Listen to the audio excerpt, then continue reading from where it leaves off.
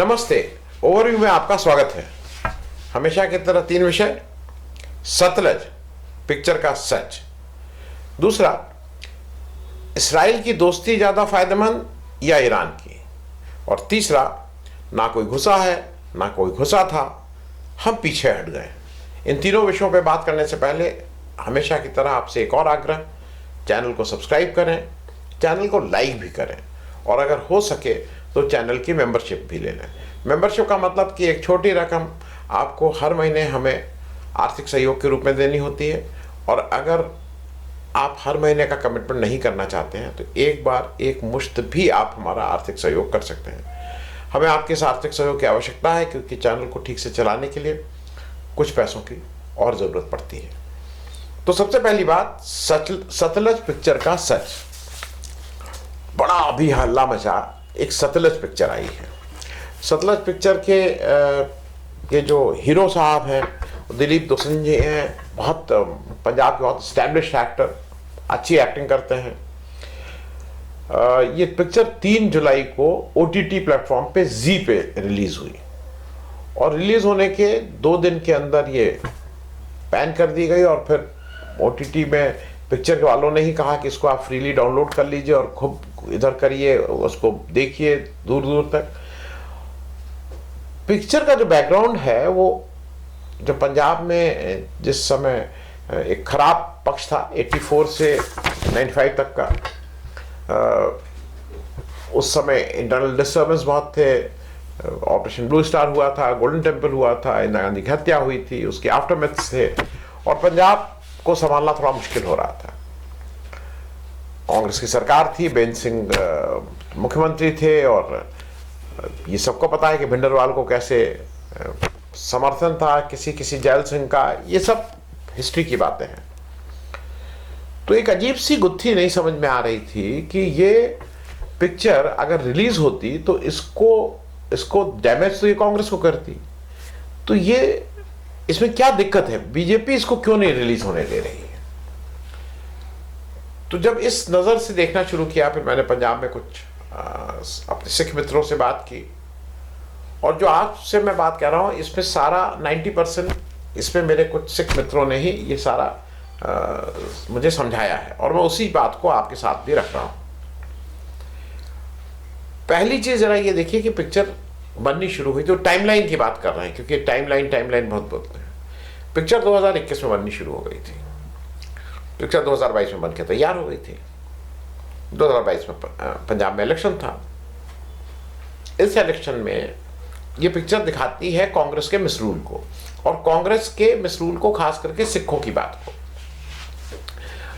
इंदिरा गांधी की हत्या के बाद जो दंगे हुए उसमें सिख मारे गए थे दिल्ली में, देश में, और उसको लेके कांग्रेस पार्टी हरदम बैकफुट पे रहती है। हालांकि राहुल गांधी, सोनिया गांधी, सब लोग उसके लिए कई बार माफ़ी मांग चुके हैं, कह चुके हैं। और उधर पंजाब की जो बात थी, फिर पंजाब अकॉर्ड भी हुआ, ये भी सबको याद है। राजीव गांधी के समय पंजाब को उन्होंने संभाला। तो ये पिक्चर 2021 में तो बननी तैयार हुई, 2022 में बन गई। इस तरह की बहुत सी पिक्चरें बीजेपी बनवाती है। ये मैं इसलिए कह रहा हूँ बनवाती है क्योंकि अगर आप रिकॉर्ड देखें, article 370, Kashmir file, Kerala file, Bengal file, और ये सब पिक्चरें आप ये भी देखिए टाइमिंग, ये सब इलेक्शन, वहां के इलेक्शन से पहले आती हैं। जहां पे भी इलेक्शन है आर्टिकल 370 आएगी, फिर केरल में इलेक्शन उससे पहले केरल फाइल आएगी, बंगाल में बंगाल फाइल। ये बिल्कुल इलेक्शन के साथ इसको टाइम किया जाता है, तो ये भी समझ में आता है। इस पिक्चर को भी 2022 के इलेक्शन के साथ टाइम किया गया था, लेकिन तब तक ये समझ में आ गया कि यहाँ पे कांग्रेस का मिसरूल है। कैप्टन अमरिंदर सिंह को तोड़ के बीजेपी अपने यहाँ ला चुकी थी, और ये करीब करीब तय था कि यहाँ पे आम आदमी पार्टी आ रही है। तो इस हथियार को बीजेपी अपना बचा के रखना चाहती थी। जो सेंसर बोर्ड है वो हम और आप सब जानते हैं कि किसके इशारे पे आज के तरह में काम कर सकता है। उसके एक अध्यक्ष एक जमाने में मोदी जी का इंटरव्यू ही लेते रहते थे। ये जैसा हमारे सिख मित्रों का कहना है, ये जानबूझ के 2022 में इसमें कहा गया कि 121 कट, और इसको रोक दिया गया। अब बहुत इंटरेस्टिंग बात है, उन्होंने जो उन मित्रों ने कही, उन्होंने कहा कि इसको it is written by Honit Rehan, Niren Bhatt, Utsav Maitra, इसमें कोई सिख नहीं है। ये स्टोरी नॉन सिख ने लिखी है। इसमें it is produce by Ronnie Screwvala. Ronnie Screwvala एक बड़े हैं, अभिषेक चौबे और हनीत रेहन, लेकिन मुख्य रूप से रॉनी स्क्रूवाला का पैसा लगा है। अब एक बहुत पर्टिनेंट बात ये कहते हैं कि भाई अगर किसी भी जो प्रोड्यूसर होता है, इसका पैसा लगा होता है, वो पिक्चर को जल्दी से जल्दी रोल ऑन कराता है कि भाई, तो क्या 22 से लेके 27 तक इसलिए वेट क्योंकि टाइमिंग करना है और उस समय जब इलेक्शन अगला आए तब इसको उस समय रिलीज किया जाए, कोई प्रोड्यूसर मानेगा? इसका मतलब प्रोड्यूसर को कहीं ना कहीं कुछ ना कुछ उसके साथ उसका अला भला कर दिया गया है। और रॉनी स्क्रूवाला वैसे भी किन लोगों के साथ दिखाई देते हैं ये सबको बिल्कुल स्पष्ट है। Ronnie Screwvala is on the right side of the government. वो कोई जो शासन है उससे कोई सवाल नहीं पूछता है, वो उसके साथ ही रहते हैं। तो ये तो एक बात हो गई। अब अगली बात यह है कि इस समय क्यों, अब फिर लोग कहेंगे कि साहब इसको तो 2 दिन बाद इसको, अच्छा ये किसके प्लेटफॉर्म पे आई? जी पे आई। जी का जग जाहिर है कि जी वालों का किसके साथ अलाइंड है, तो घर के ही जो एक प्लेटफॉर्म था उसी पे इसको रिलीज कर दिया गया। अब यहां पे बात आती है कि इसको पिक्चर को 2 दिन बाद बैन क्यों कर दिया गया। ये मेरे सिख मित्रों का कहना है कि ये भी एक पार्ट ऑफ द स्ट्रैटेजी है, क्योंकि उनका कहना है कि जो पिक्चर, जो किताब बैन की जाती है, पिक्चर बैन की जाती है, वो ज्यादा देखी जाती है, ऐसा उनका मानना है। और उनका ये मानना है कि अगर पिक्चर साधारण ढंग से आई होती, नॉर्मल रिलीज होकर चली गई होती, तो कोई नोटिस भी नहीं देता। हमने आपने बहुत सी पिक्चरें, मोदी जी की पिक्चर आई, कोई चली, विवेक ओबरॉय थे, फिर उसको रीलॉन्च किया गया तो और कोई चली। लेकिन अगर उसको बैन कर दीजिए किसी चीज को, तो वो ज्यादा चलती है, लोगों की उत्सुकता होती है क्या है। और इसमें भी ये हुआ है कि जो पिक्चर जब ये बैन हुई तो मालूम नहीं लाखों करोड़ों लोगों ने इसको डाउनलोड किया। और एक इंपॉर्टेंट बात यह है, हमारे जो दोस्त हैं वो ये कह रहे हैं कि ये सबसे इंपॉर्टेंट यह है कि जो उनको फॉरवर्ड होके आ रही है, तो नए नए मतलब व्हाट्सएप ग्रुप बने हुए, व्हाट्सएप ग्रुप पे फॉरवर्ड हो रही है। ऐसा पहले नहीं हुआ है। मतलब एक ऑर्गेनाइज्ड लोग हैं जो इसको ठीक से फॉरवर्ड करा रहे हैं। और ये कला केवल बीजेपी के आईटी सेल को छोड़कर और किसी को नहीं आती है। इसलिए उनका मानना और कहना यह है कि ये पिक्चर को बीजेपी ने ठीक से मतलब वो किया। और चूंकि चुनाव अब सामने, अच्छा अभी क्या है, ये तय है कि आम आदमी पार्टी तो जा रही है, उसका मिसरूल है। शिरोमणि अकाली दल कहीं है नहीं। अगर वहां कोई पार्टी है जो भाई इतने सालों से है, ये जरूर है कि उसमें अच्छा अंदरूनी झगड़ा क्या है, वो भी इंस्टिगेटेड माना जा सकता है, क्योंकि टाइमिंग की अगर बात देखिए तो इस समय अगर कांग्रेस, क्योंकि कांग्रेस ही उसकी इन सारी बातों का जो मैं बात कर रहा हूं, तो पंजाब में उनका फायदा होने वाला है। लेकिन अगर उसको डिस्क्रेडिट कर दिया जाए सिखों के बीच में, उसको ये बार बार कहा जाए कि देखो ये सिख विरोधी थे और वो थे, तो भाजपा का काम बन सकता है, भाजपा इस तरह की बात सोच सकती है। तो इसलिए भी इसको पुश करने की बात हो रही है, ऐसा मेरे सिख दोस्तों का मानना है। और खूब देखी गई है। अच्छा आज स्टेटमेंट भी आया है, अकाली दल ने कहा है, एसजीपीसी ने कहा है कि भाई हम इसको गांव-गांव में ले जाके दिखाएंगे, क्योंकि ये दिखाती है। अब अकाली दल को लगता है कि डूबते को तिनके का सहारा, कि शायद कांग्रेस, आम आदमी पार्टी से लोग गुस्सा ही हैं, कांग्रेस से भी गुस्सा आ जाए तो मैं शायद वहां पे कुछ कर पाऊं। लेकिन कुल ले दे के जैसे, अच्छा बीजेपी जो पिक्चर का बहुत सहारा लेती है, धुरंधर 2 जो बनी, वो मोदी जी का नोटबंदी की जो उनकी एक ऐसी गलती थी जिससे पूरा देश तबाह हो गया, उसको जस्टिफाई करने के लिए बनी। पूरी पिक्चर में बताया कैसे मतलब मोदी जी का वो जो नोटबंदी है और कैसे यूपी के मतलब अपने मन से कुछ बातें बना के उस पिक्चर को, नोटबंदी को जस्टिफाई करने के लिए किया गया। तो बीजेपी को ये अच्छा लगता है कि कुछ इस तरह की बातों को वो हाईलाइट करे। तो सतलज प्योरली एक पॉलिटिक मतलब ऐसी पिक्चर है जिसमें ये दिखाया जाए कि कांग्रेस कितनी गलत थी और उससे फायदा उठाया जाए, इस नियत के साथ इसमें ये सब कार्रवाई हुई है। ऐसा मेरे दोस्तों का मानना है। अब बात करते हैं इजराइल की दोस्ती ज़्यादा फायदेमंद या ईरान की। ये बात मैं इसलिए कह रहा हूं कि अभी ईरान और बीच में हुआ था कि ईरान अमेरिका का युद्ध खत्म हो गया, मालूम नहीं खत्म हुआ कि ट्रंप एक सांस में कहते हैं कि अब हम लोग का अकॉर्ड इज ओवर, हम इसको कुछ नहीं मानते हैं, फिर दूसरी सांस में कहते हैं कि जिन लोगों को बात करना है हमारे यहाँ से वो बात करते हैं, good people, some good people are talking there, तो लेट देम टॉक। मतलब उन्हीं का आदमी वहाँ बात कर रहा है, फिर वो क्या कहते हैं क्या नहीं। लेकिन मोटे तौर पे एक चीज़ बिल्कुल तय है कि ईरान ने इस युद्ध के बाद बहुत स्ट्रैटेजिकली जो सीनियर आयतुल्लाह खमानी साहब थे, सुप्रीम लीडर उनके, जिनकी 28 फरवरी को अमेरिका ने हमला करके जिनको शहादत प्राप्त हुई थी, उनके अंतिम संस्कार को एक बड़े शोकेस के रूप में दुनिया के सामने पेश किया है। जब मैं इसको बड़े शोकेस के रूप में दुनिया के सामने पेश करने की बात करता हूं तो एक 9-10 दिन का कार्यक्रम चला। आज सुपुर्दे खाक हुए हैं, उनके शव को इराक ले जाया गया।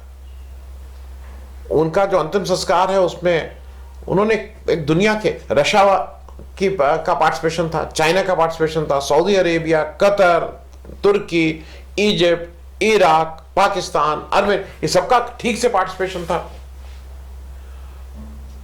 भारत का उतना नहीं था, उन्होंने बुलाया तो मोदी जी को था, लेकिन एक छोटा डेलीगेशन भेजा गया था, जूनियर फॉरेन मिनिस्टर और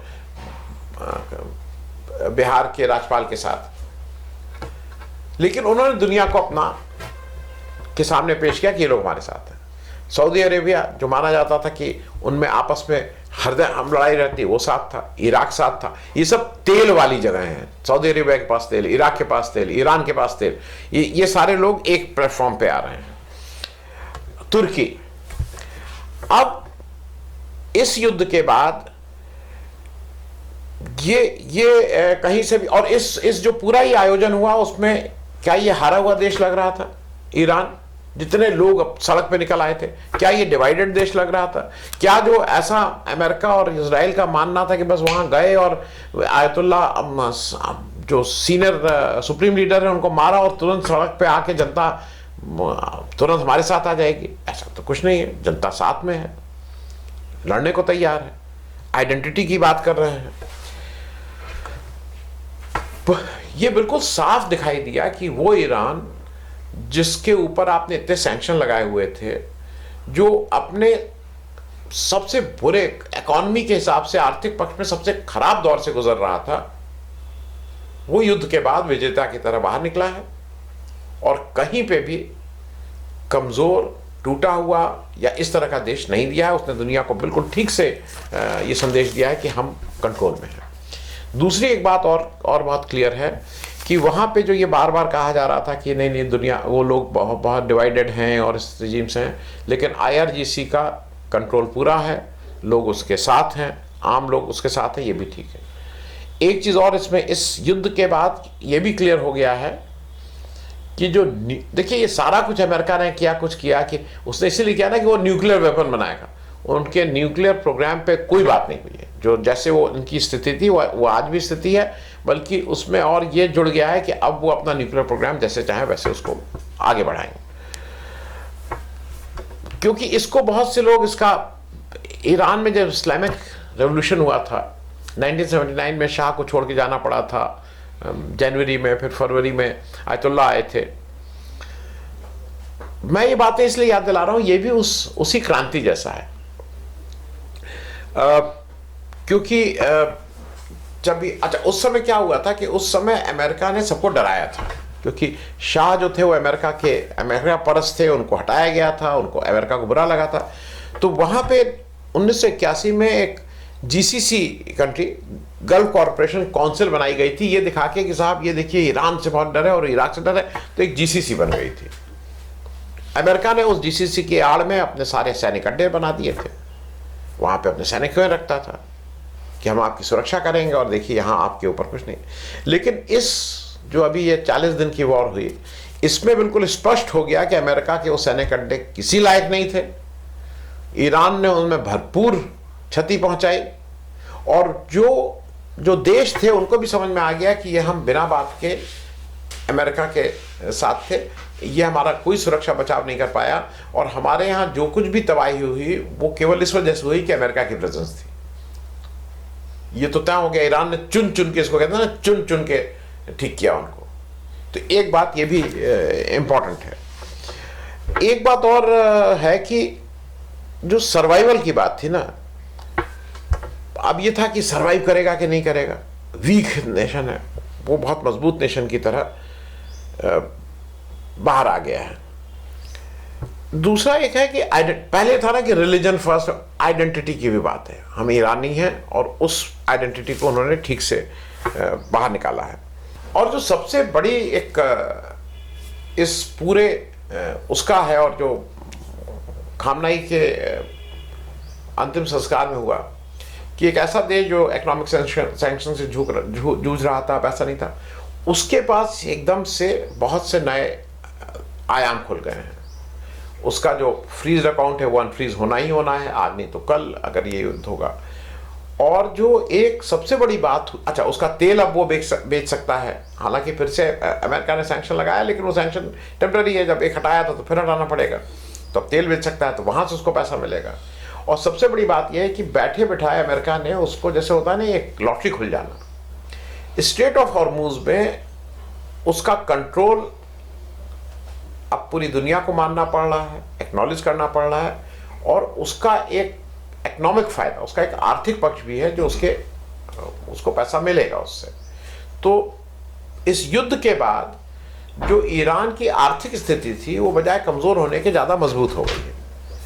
अब यहां पे मैं इसलिए इस बात को कह रहा था कि जब इजराइल से दोस्ती है, ईरान से कौन सी ज्यादा फायदेमंद है, भारत को ये एक निर्णय लेना है।